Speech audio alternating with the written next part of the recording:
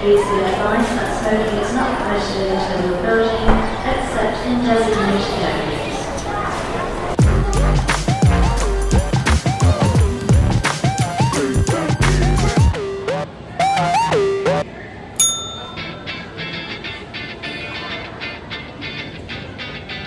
We are on our way back to Kunming. We've decided to take a flight from Lijiang. It's the easiest way and the fastest way to travel. Hopefully today we'll be able to get to the stone forest and we'll be able to find a hotel. We're doing this all a bit like an improv evening, in the sense that we have nothing really prepared. We got the flights yesterday at 9 o'clock and I got up at 6 and are now at 7 o'clock at the airport. Hopefully everything's going to go for the best.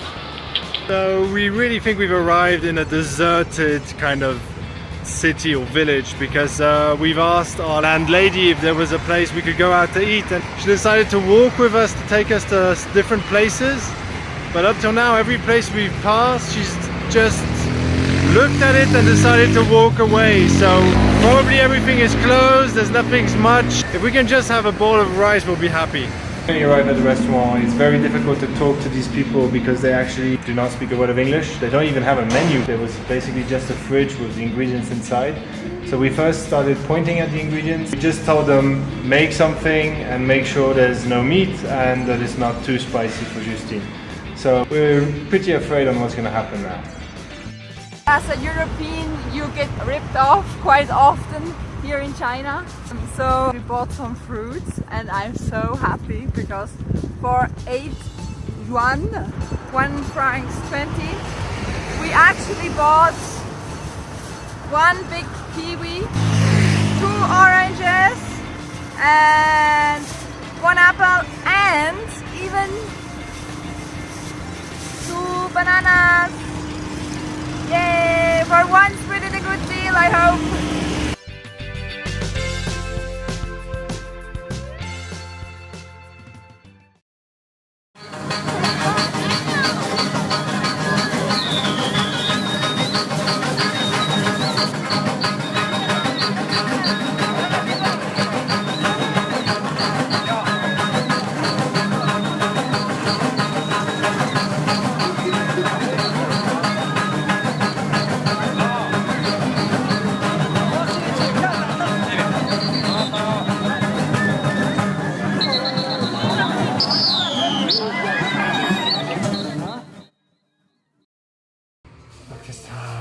Yay!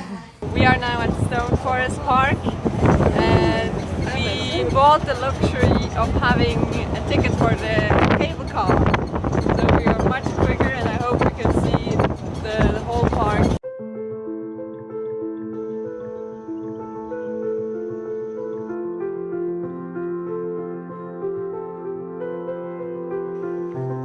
Which way do we go?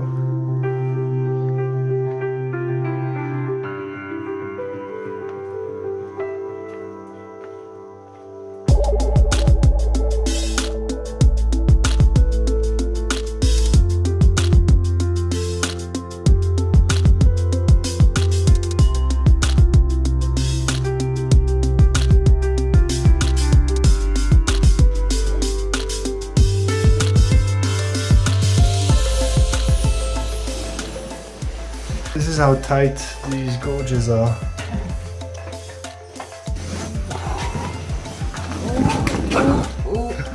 Made it.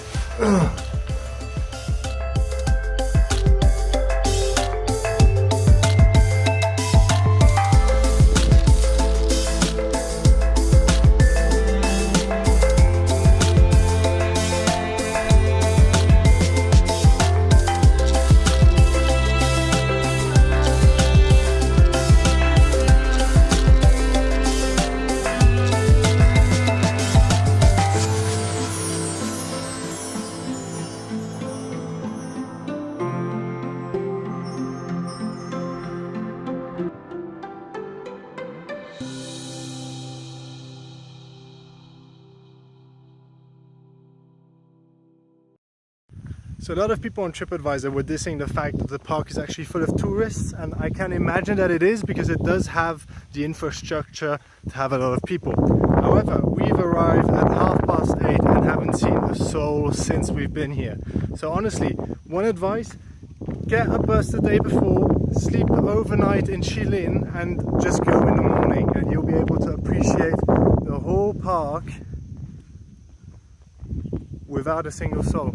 So it's now 20 past 10 and everything has changed. It's completely full. What used to be a calm, silent visit of the stones has now changed in a tourism trip. What are we running away from? The Asian people. We've had 2 very interesting days. We were in Shilin, which was a wonderful place. Our host decided to help us go to Honghui. And so we went to Honghui and took a lovely bus which brought us to a place called Gejiu. Having arrived at Gejiu, we realized that's not our final destination, and we kept asking, we want to go to Honghui. Big problem was, no one knew where Honghui was. The reason for that is that Honghui is first of all not Honghui, it's Honghui.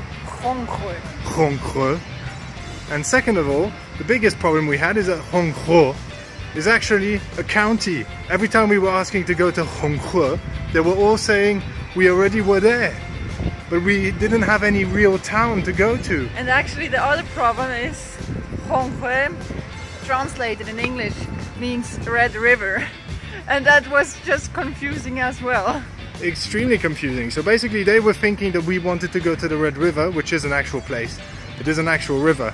But there are thousands of small towns and villages along that river. So we decided to spend the night in Jeju to get access to Wi-Fi before finding what our next destination was. First place we went to didn't work out because no one spoke English. This is a small town of only 140,000 people, which industry was based on tin, and as foreigners you're not allowed to go in every hotel. There are only specific hotels you're allowed to go as a foreigner because they have to have the right licensing and have to be able to track you within China. So we found a youth hostel. We were lucky. This morning we arrived in Mengzi, which is also not called Mengzi, it's called Mengzi. Now we have to find a place which has Wi-Fi. It seems we are in luck, and then decide where we're going to go next. Tonight is our last evening in China. We've spent 3 wonderful weeks traveling throughout, and we now have more food coming to the table with our wonderful waitress bringing us something we have no idea of what's inside. And so we are in a bit of a nicer place for another reason than just leaving China. I've actually received great news about my master thesis, in which I received the highest grade possible, and so we decided to go out to celebrate together. Tomorrow, big day, going over to Vietnam, crossing the border. We'll be going to Lao Cai, or maybe in Sapa, which is next to Lao Cai, where they have rice terraces and apparently lovely views. So we'll keep you tuned about that. So yesterday evening we went to eat a restaurant, and we've been invited to go and eat rice noodles this morning, although we already have had breakfast. But Justine is looking forward to giving it a go. After enjoying a second breakfast, the owners of the restaurant decided to show us one of their famous landscapes, which is an enormous pagoda and its pomegranate fields.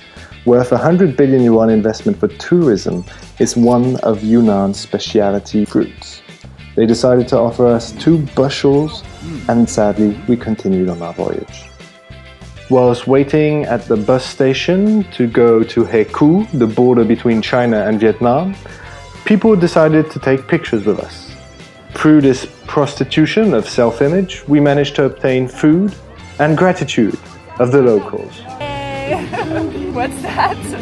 No idea, but we received it for free in exchange of pictures. Yeah, I think we're getting rich because yesterday we got 2 apples because we took pictures with them. Okay.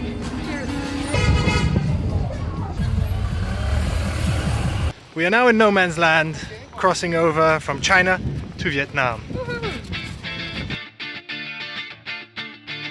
If you wish to follow the rest of our adventures, make sure to follow us on Instagram and subscribe to our YouTube channel.